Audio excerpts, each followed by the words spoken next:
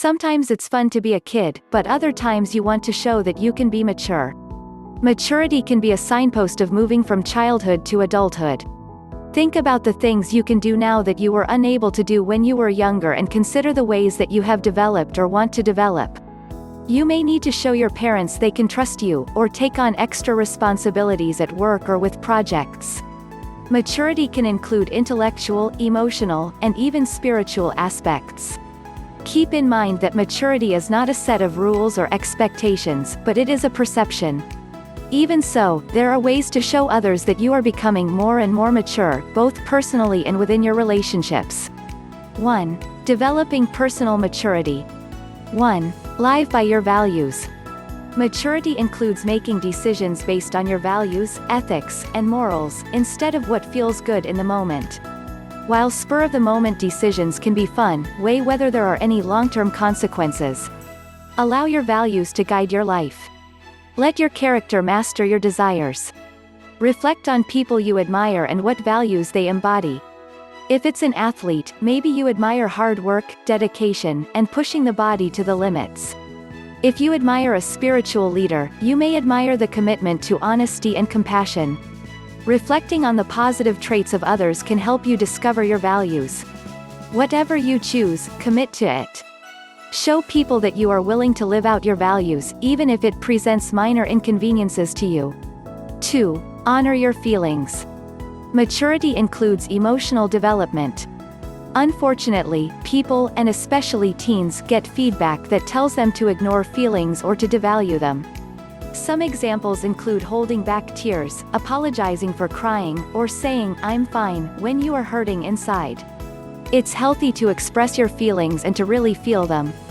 We are wired to have feelings, and expressing them is a loving acknowledgement of the beauty and struggle of life. 4. Show maturity by articulating your feelings. When feeling sad, take a moment to check in with your feelings. Reflect on what may be making you feel sad, such as a fight with a friend or parent, a low grade, a pet that has run away, or being away from a parent for a weekend. Instead of ignoring the feeling, feel it fully, and recognize that it's important to acknowledge all of your feelings, even when they are painful. When expressing your feelings, start by saying, "I feel," and avoid saying, "You make me feel." Notice the difference between, "I feel sad," and, "You make me feel sad." One accuses someone and the other expresses the self. Expressing your feelings allows you to empower yourself. It's not an opportunity to make accusations. Once you've acknowledged your feelings, start working through them.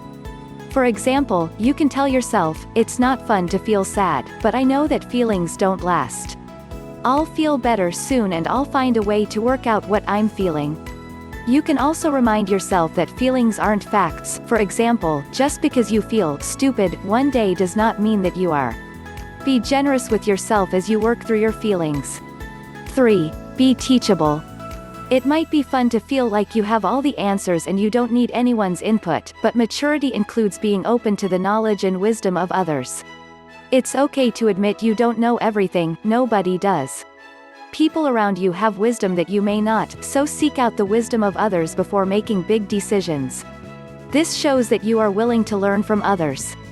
When faced with an important decision, seek input from people you trust, like a teacher, coach, spiritual leader, parent, grandparent, aunt or uncle, best friend, or other trusted adult or friend.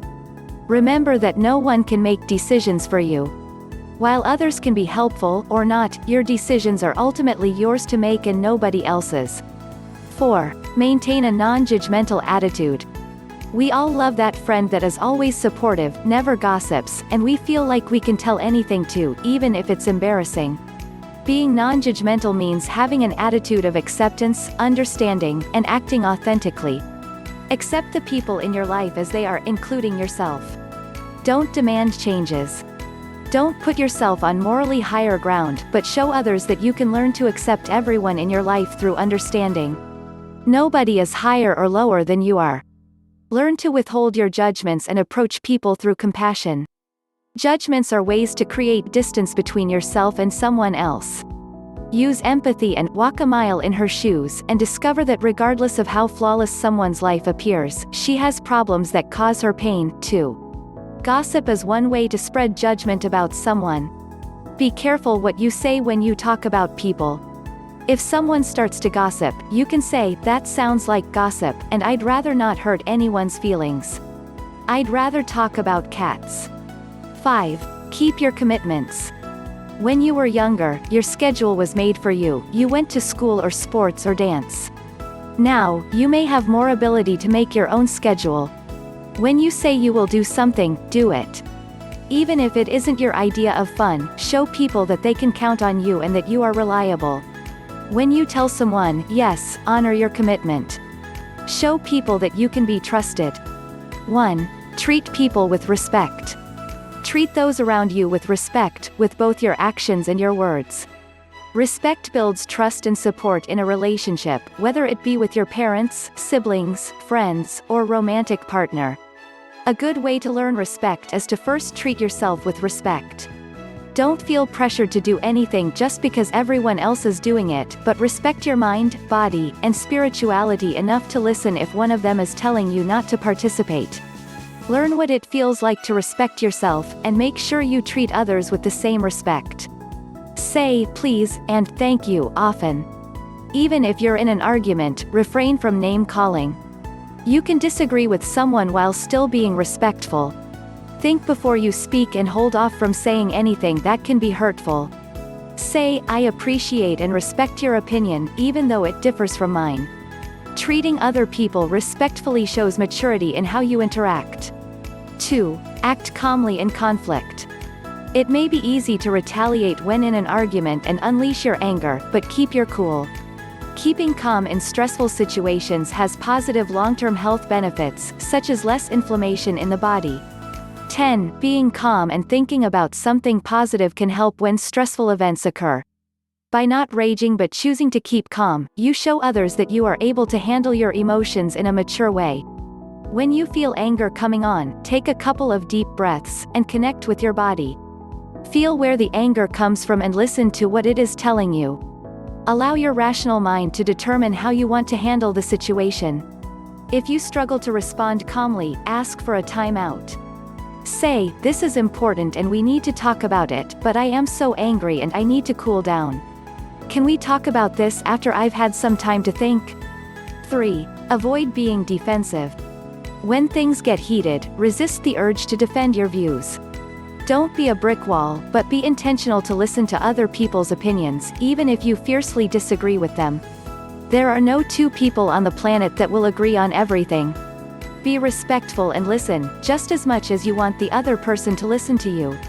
Listening to what other people have to say and not acting defensively shows that you are mature enough to handle conflicts. You may disagree on clothes, texting, boys, girls, or friends with your parents, and you may not find common ground. If you want your parents to understand you, make sure you understand them, too. If you feel defensive, don't fight back, but speak your feelings. Instead of saying, "You're calling me a liar," "I'm not a liar," say, "It's important that people are truthful with me, which is why I'm hurt that it feels like I'm being accused of lying." 4. Own your shortcomings. Don't blame other people for the problems in your life. Recognize that you have choices in how you act and react. All relationships are interactional, meaning that you both contribute to how you feel and what happens. It's much easier to blame people for how bad you feel, but recognize your role, and take responsibility for your actions. Reflect on what actions you took that contributed to the situation, and own up to them. Even if someone does have shortcomings, it doesn't mean that you can blame her for your problems or how you feel or treat them as less than you. If you've let somebody down, let them know.